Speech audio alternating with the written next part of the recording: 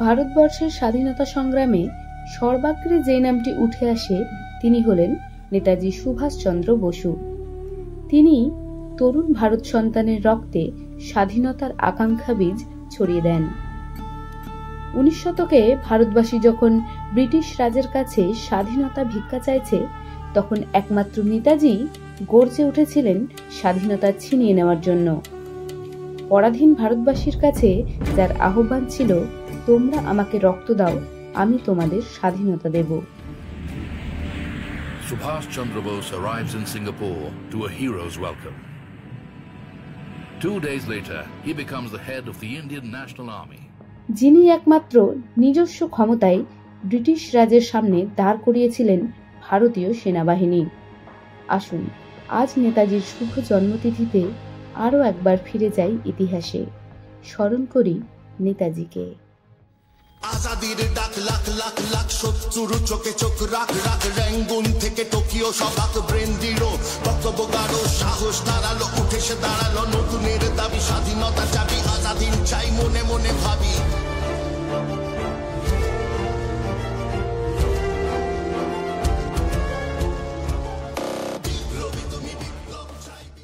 আজ 23শে জানুয়ারি, নেতাজি সুভাষচন্দ্র বসুর 127তম জন্মবার্ষিকী। 1897 সালে এই দিনেই ওড়িশার কটক শহরে জন্মগ্রহণ করেন ভারত মায়ের এই বীর পুত্র। তাই সকল ভারতীয়র কাছে আজকের দিনটা খুব স্পেশাল। তাই এই শুভ দিনে আমরাও বেরিয়ে পড়লাম নেতাজির বাসভবন দর্শনের উদ্দেশ্যে। আপনারাও যদি এখানে আসতে চান তাহলে রবীন্দ্র সদন মেট্রোতে নামুন, 3 নম্বর গেট দিয়ে বেরিয়ে আসুন এবং মিনিট 5 আশুতোষ মুখার্জি রোড ধরে হাঁটুন।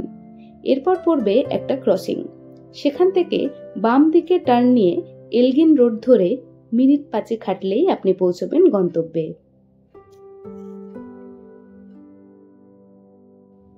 বড় বড় আধুনিক অট্টালিকার মাঝে দাঁড়িয়ে রয়েছে সাবেকি কাঠামোর এই বাড়ি। কর্মসূত্রে জানকীনাথ বসু 1909 সালে এই বাড়ি তৈরি করেন। 1961 সালে এই বাড়িটি একটি মিউজিয়ামে পরিণত করা হয় এবং বর্তমানে এই বাড়ি নেতাজি রিসার্চ ব্যুরোর তত্ত্বাবধানে রয়েছে।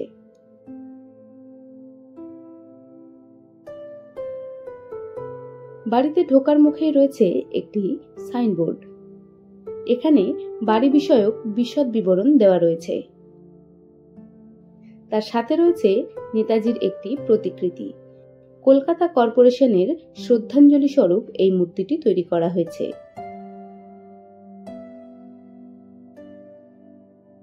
এই বাড়ি থেকেই ছোট্ট সুভাষের নেতাজি হয়ে ওঠার পথ চলা শুরু হয়। মেইন গেটের ওপরে নেতাজি রিসার্চ ব্যুরোর একটি বোর্ড লাগানো রয়েছে, যেখানে রয়েছে নেতাজির ছবি ও নেহেরুর জাপানের তৎকালীন প্রধানমন্ত্রী শিনজো অ্যাবের সাথে কৃষ্ণা দেবীর ছবি। ভবনে প্রবেশের মুখেই ডান দিকে লাইব্রেরি কাম টিকিট কাউন্টার রয়েছে। টিকিট মূল্য বাচ্চাদের জন্য 10 টাকা এবং অ্যাডাল্টদের জন্য 20 টাকা। সোমবার বাদে প্রতিদিন সকাল 11টা থেকে বিকেল 5টা অবধি এই মিউজিয়াম খোলা থাকে।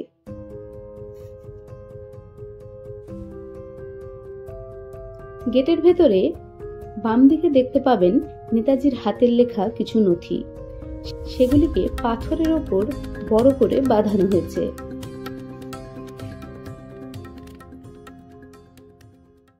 সালটা ছিল 1920।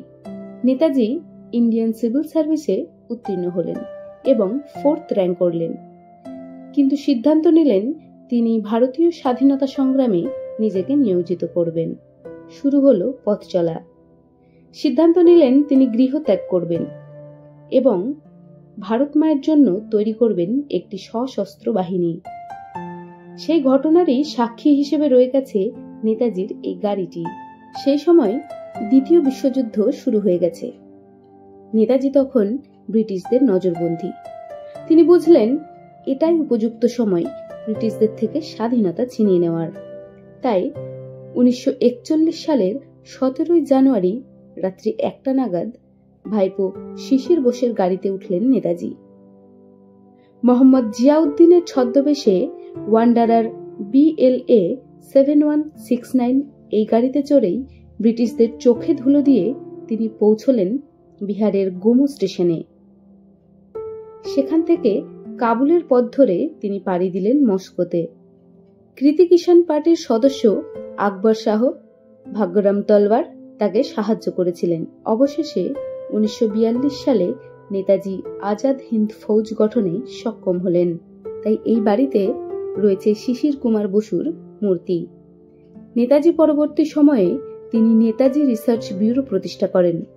এছাড়াও রয়েছে শিশির বসুর স্ত্রী কৃষ্ণা বসুর মূর্তি। 3 তলা এই বাড়ির গ্রাউন্ড ফ্লোরে রয়েছে একটি আর্ট গ্যালারি, যেখানে নেতাজির বিভিন্ন সময়ের ফটোগুলি সংরক্ষিত করে রাখা রয়েছে।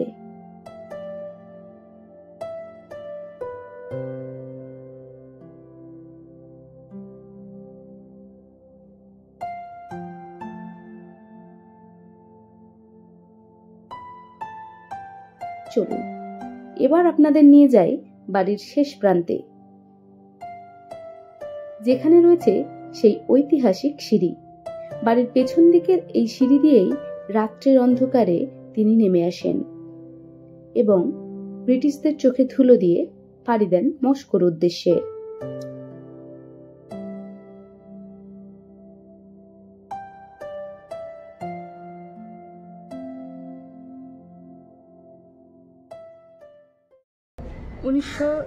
সালে 16 থেকে 17 জানুয়ারি নেতাজি এই বাড়িতে, কলকাতার এই বাড়ি থেকেই কিন্তু মহানিষ্ক্রমণ করেন। মানে উনি এখান থেকে পালিয়ে ব্রিটিশদের চোখে ধুলো দিয়ে চলে যান।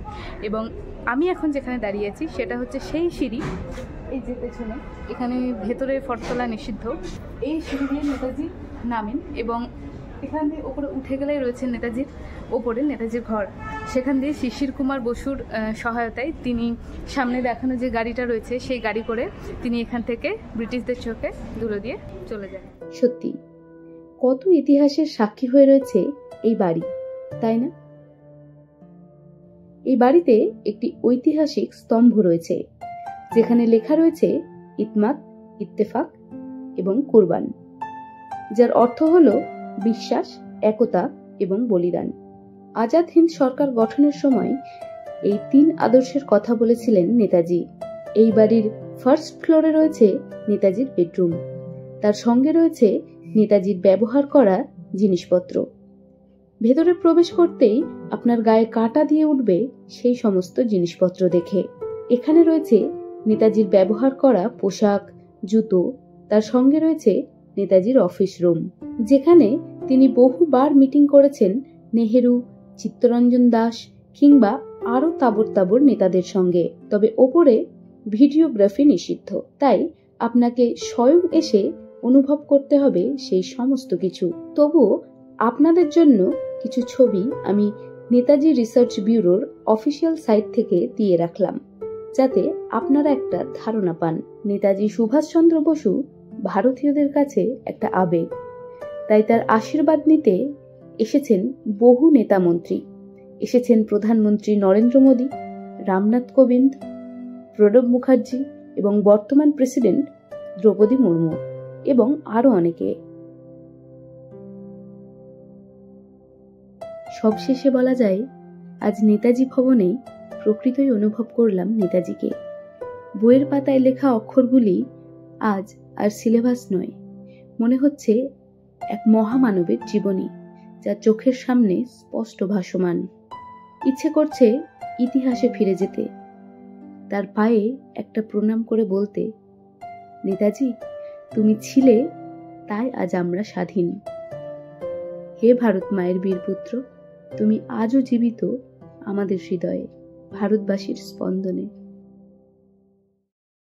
তো নেতাজির 127তম জন্মবার্ষিকী উপলক্ষে নেতাজির বাড়ি নিয়ে এই ছিল আমাদের ছোট্ট একটা প্রস্তাবনা। আশা করি আপনাদের ভিডিওটা ভালো লেগেছে। আর আজকের এই সুন্দর তিথিতে আসুন আমরা সবাই মিলে এই একটা জিনিস বলি, যেন আমরা খুব সুন্দরভাবে সুন্দর নাগরিক হয়ে উঠতে পারি এবং নেতাজির স্বপ্নের ভারতবর্ষ গড়ে তুলতে পারি। আজকের মতো এখানেই। খুব ভালো থাকুন, খুব সুস্থ থাকুন, আর বন্দে মাতরম। জয়।